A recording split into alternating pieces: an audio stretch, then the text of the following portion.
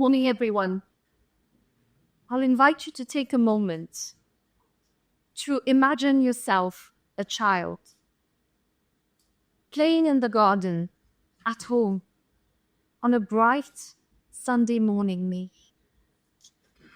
Now imagine that same child with fear running across their veins, with a silent alarm, silent yet persistent alarm ringing constantly in the light, with the heartbeat rising, increasingly.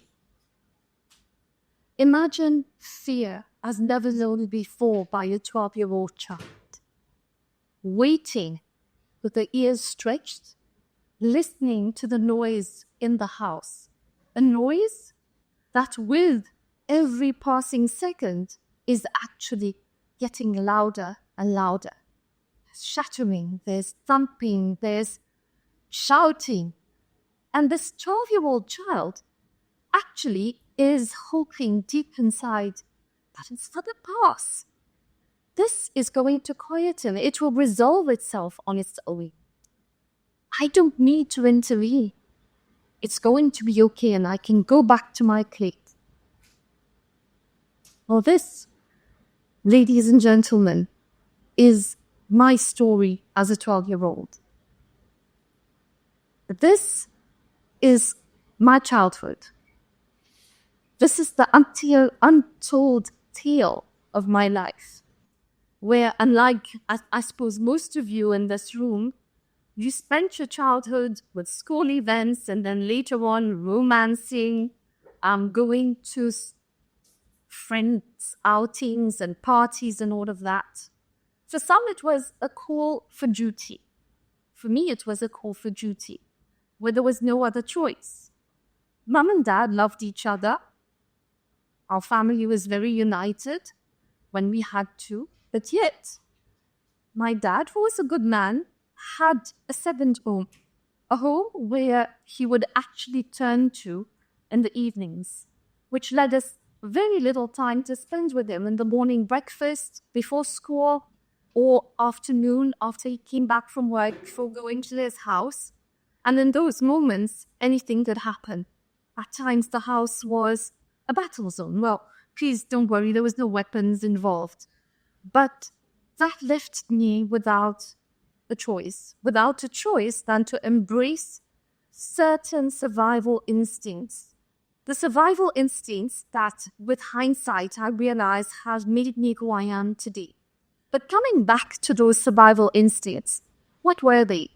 Well, out of no choice, because at times we had to stand in front of a couple who were quarreling and be ready to take the knife out and put it back in the drawer before going to school.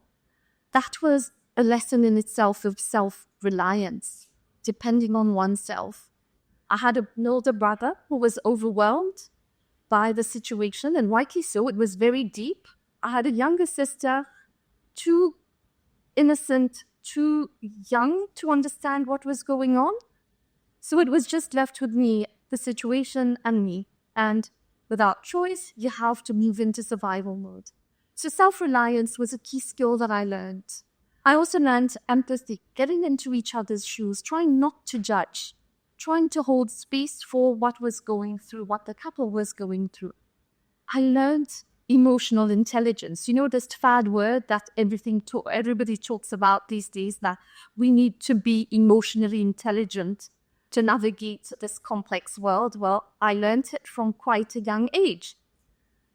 Deep inside, through the years, carrying this heavy burden of trying to be there, caring for the family, caring for the house, both physically, emotionally, and whatnot. It turned me into somebody who wanted to really change the narrative. It gave me a drive. By and by, when you see your family, when you see your siblings and you being doomed, because our future was considered, it's not going to be right. These kids, well, what they're going through, what their parents are doing to each other, well, it's never going to work out for them. I feel for them. when you see pity in the eyes of people instead of pride, there's something within you that stirs up. There's something that just gives you the energy to prove them wrong. I can see a lot of heads nodding. You will understand this, some of you. And this is where I changed the narrative with time. I had a dream as a teenager, and that was to give to my mother the glory that she deserved as my supermodel, my role model, and to give to my dad, the one who used to carry me on his shoulders as a child in my early years and take me through adventures in the safaris of Africa. I wanted to bring him back that joy. I wanted to teach the world, no matter what happens, you do not define who I become. You do not define whether I am going to be doomed or not. It's not for you. It's not for your hands. So fast track to today, when I look back and reflect and think about, there was childhood days and the events and the incidents, I realized that there were some key pillars that actually took me through. One of them was the ability to tune in and understand the environment, to be attentive to what's going on, and anticipate, take action, move forward. The second one was being solution-oriented. When there's chaos around you, when there's crisis, there's no time to hold your head. There's no time for you to say, oh my God, well, what's happening? What am I going to do now? You become agile. You become solution-oriented. The other one was adaptability. Today in this world of VUCA, where everything is so fast-paced and digital transformation is happening, now we're complaining about Gen Zs entering the market and making it even more complex. The sense of adaptability that I have today, I think, comes from those days. And then one thing I learned from those teenage troubles was this ability to work tirelessly and selfless. Back then, as a young girl, I had no choice. I had no choice but to keep going. I couldn't afford to be tired. I couldn't afford to say, well, you know what? Mama's taken 20 pills, let her sleep, and I won't look after her. There was no choice than to clean the house before going to school. There was no choice to mend the broken heart and keep everything afloat and peaceful in the house. So, building on these survival instincts, I had a rich career. I have a rich career, rather. One that has taken me to entrepreneurship since 11 years ago now, for the last 11 years. And I realized that actually everything I do and the successes that happened, nothing's perfect yet. I'm still struggling in certain spheres. But what has made me as a single woman entrepreneur, of course, backed by my blessed husband who always follows me in all my craziness and my wonderful kids, but beyond that, there are three pillars that I stand by. And as controversial as it may seem, I've grown up in controversy, as controversial as it may sound, I'll tell you what the first one is. The first one is fake it till you become it. Some people say fake it till you make it. As a child, I had no choice in trying to understand what was going on, yes, but I didn't know the rules. I didn't know what I was expected to do, behave, say, not say, be present in the room or not present. There was a sense of growing fear, but because I was the one who needed to be there all the time, resolving situations like the fireman, switching off, turning off the thing, I had to fake that self-confidence, that inner strength, that inner power. I had to show the world that I've got it. Don't worry. I'm the one who's going to make it happen, to resolve and bring back the peace in the home. So there I was, faking it back then. As an entrepreneur, I started off faking it.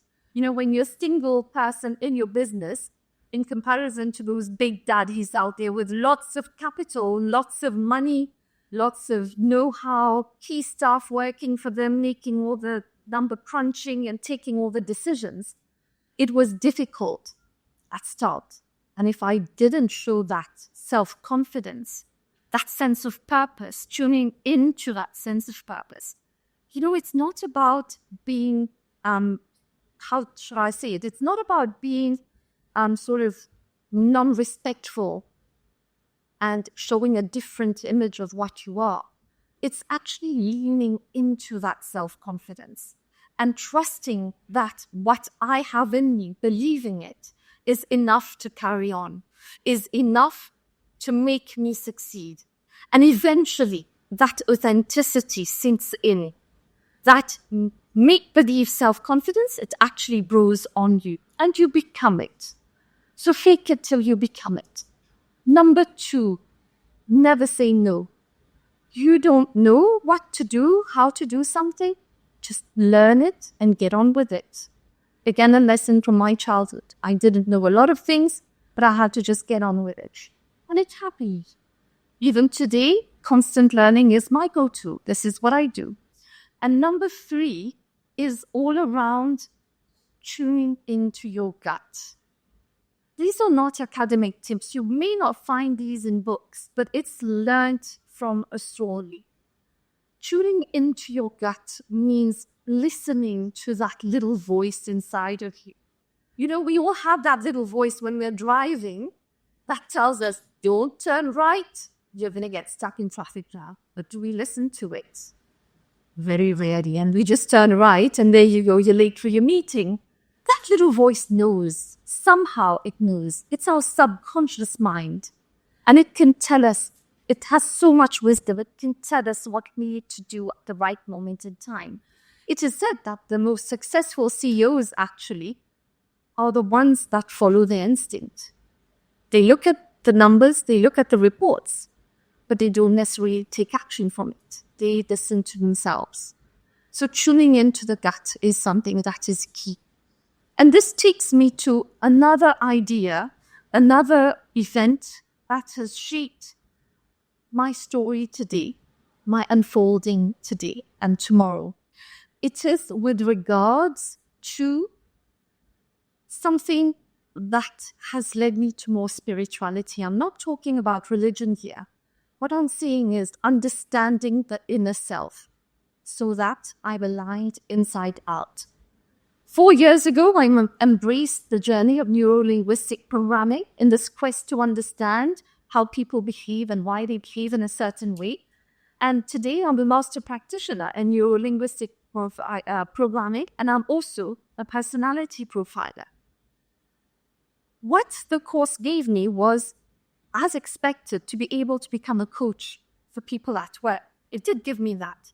But beyond, it taught me that actually what makes us survive in the face of adversity is that we have multiple intelligences. Our multiple intelligences are not what we say IQ, which is the mental state, the mental capacity. It's also our PQ. It's also our EQ. PQ being physical intelligence, EQ being our emotional intelligence, and SQ being our spiritual intelligence. If you visualize an onion, I suppose there's quite a number of you likes to cook here, right? When you chop an onion in half and you start peeling the layers, well, the first layer that you get on top is your PQ. It's what's visible to the world. And as human beings, we have that capacity to use our physical appearance, our posture, our tone of voice, and everything about our impression that we want to portray to the world to actually be powerful. That's something I'm learning, and I'm learning to harness. The second one is our IQ. I don't need to elaborate on that. The third one, emotional intelligence. Be like a pillar when there's a storm, you're just straight there. You're not going into the storm, into the direction of the wind. But very importantly, the center of that onion is actually what matters. It is our subconscious self. It is the driver.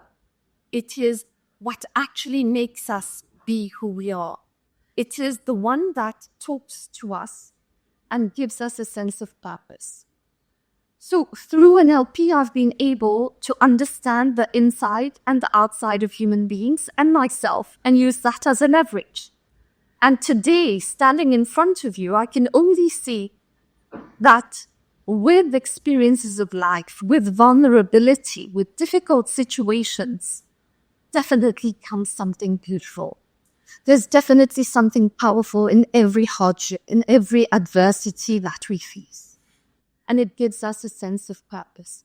I invite you, ladies and gentlemen, to find yours and to remember this famous quote from one of my most favorite philosophers, Rumi. He says, "The wound is where the light enters you." Ladies and gentlemen, I invite you to reflect on this. Let the wound show up because it has a lot of light to bring to you.